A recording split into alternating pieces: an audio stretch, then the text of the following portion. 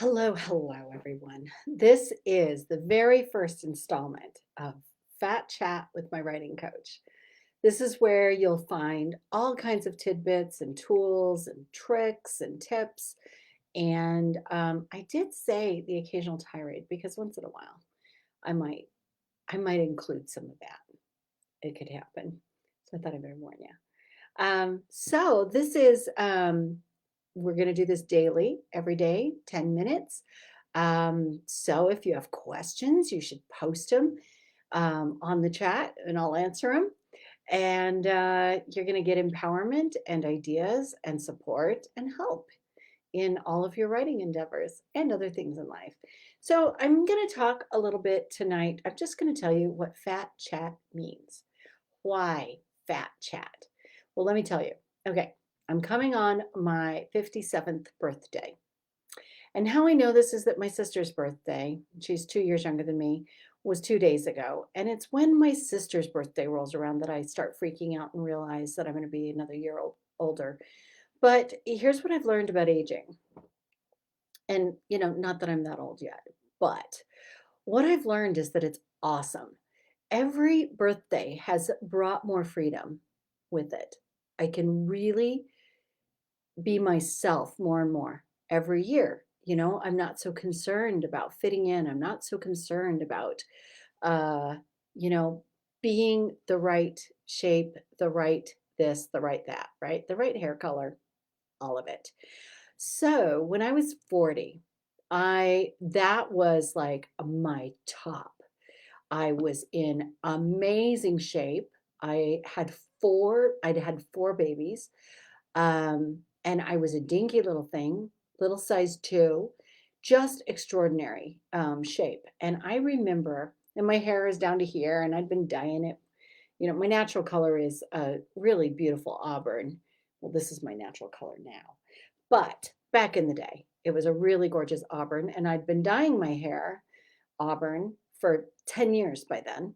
And I was a gym rat, and everything that went in my mouth was measured and calculated, and a whole lot of guilt, if I had a cordial cherry, which is like my favorite. So, hello. So, the thing is this, I lived in Las Vegas at the time, okay? So a whole lot of Barbies walking around. I mean, just like gorgeous women, right? I'm not dissing that at all. I'm just saying I was one of those. And I had no clue that I was. It's not until, 10 years later, you look into the pictures and like, oh my gosh, I was so hot. So I was at a casino. We were having dinner and I was in the ladies' room washing my hands, and and I was all dolled up for whatever we were doing. But another woman was in the restroom with me, and she came out of a stall and she was washing her hands, and she looks at me and she says, "Wow, I wish I looked like you." And what came out of my mouth, it was really unfiltered, and it wasn't what I meant to say. It just came out, and I said, "Well, you know, um, you have to do the work. This isn't easy." And it wasn't. It was so hard to maintain this because I'm telling you, after four babies at 40 years old, my body wanted to be a mom body. My body wanted to cush for those babies. And it was a fight. It was a fight. And I had enough gray that I was dyeing my hair every 3 weeks. And that third week was really like, a shadow of gray. And, I really felt like I wanted to dye my hair, once a week. But what I ended up doing, because I was also very busy, I was running a furniture store. I painted everything in that store with murals at a children's line. And I had all these kids. I had a toddler and a baby. And oh my gosh. Anyway, point is, I was having a hard time finding time to get to the hair salon. And my gal had been doing my hair for a long time. And she finally just started mixing my color, and I'd run pick it up and go color my hair. That alone, 2 hours, right? It was a lot of work. And there's nothing wrong with that. Anything that you want, it's like it requires this recipe. It's kind of like making cookies. Okay. If the recipe calls for brown sugar, white sugar, butter, eggs, and you're missing white sugar, you can't just add more butter and get cookies, right? You actually need those ingredients. And anything that is really valuable and worth your effort and time and worth the reward at the end requires a lot of work. So you just got to ask yourself in writing, am I in? Am I all the way in? And it's not a matter of if you think that you're good or that you know enough or anything like that. What it is it's a matter of investing what it takes to get there. Okay, so I'm going to give you a little statistic. Your chances of being a New York Times bestselling author are 1 in 220. That's like nothing. That's that's really crazy actually. But in order to get to that New York Times bestselling author, it really requires some things, right? And at the time, at 40 years old, it was worth all of the time that I spent in the gym. It was worth to me all of what I had to do to manage my diet, to be cut, to be, to have this look that I thought was so important at the time, was worth it to me. Now, as I've gotten older, and of course, hindsight 2020, right? What I can see was what was actually important to me was not looking a particular way, but being accepted, being loved, and being adored by my husband, by my number one. Like that was why I did that. And you should know this is a few husbands ago.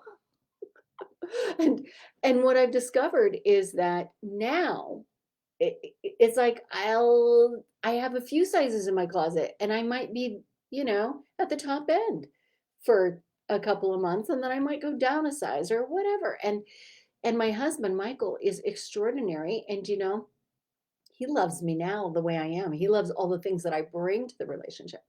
And so, what I'm invested in is this marriage, and how that shows up is not by worrying about what I'm, like maybe I've had 3 cordial cherries. Like I'm not concerned about that. We snack in bed and I'm not advocating for, your health going to pot. That's not what I'm talking about. This is an analogy. Okay. And I'm not dissing. I'm not dissing at all. If it matters to you, you're going to put in the time, right? So the point is what I'm invested in is the relationship. And how does that show up in my life is I'm interested in what matters to him.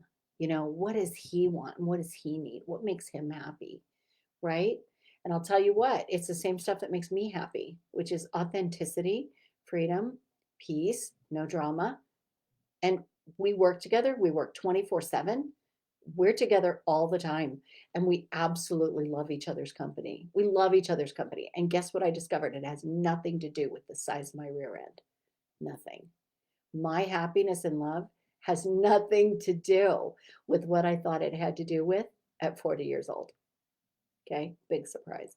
Anyway, point being, so when you invest in getting that book, to a bestseller status, you got to look at the whole picture. What does it take? You can't just like write a book and hope, right? So Emily, who's on with us, she's a number one bestselling author on Walmart's ebook site, number one.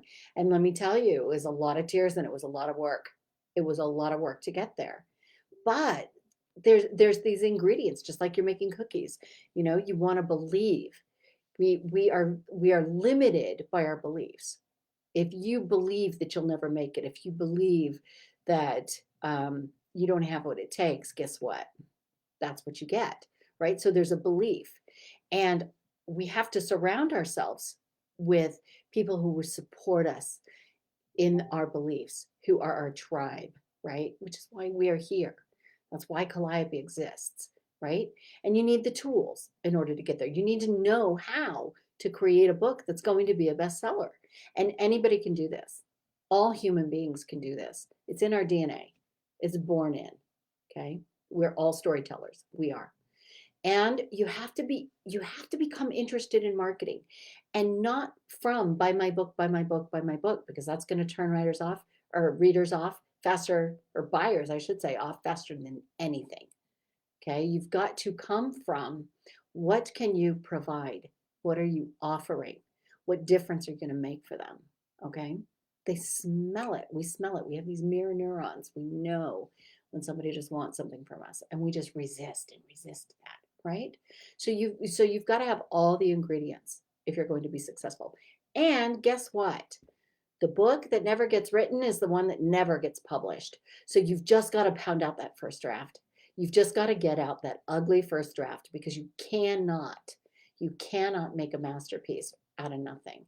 The magic happens in revision. Okay, I'm going to check out some of this chat here. Um, Emily says, if a girl with a chemistry degree who was told in college that they didn't know how to grammatically put a sentence together can do it, you can.